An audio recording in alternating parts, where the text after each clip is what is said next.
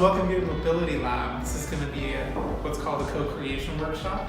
So this is a workshop where we design, ask questions, and build things all together. Traditionally, cars have usually had a very uniform look.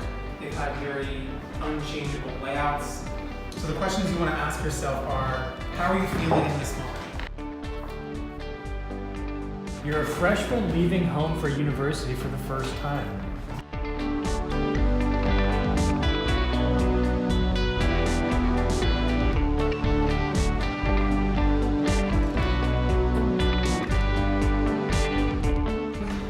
I guess like the feeling I was feeling was I wanted to connect with my dad. My top values were space for my stuff, connection.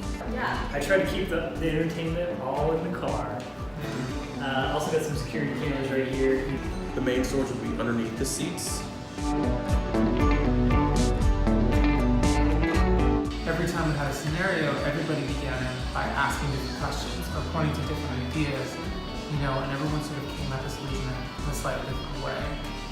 I never thought about the users. I found it a really interesting exercise to kind of like think about the future and I think really practical situations that might arise with addressing people's needs and a personal transportation like a car. All done.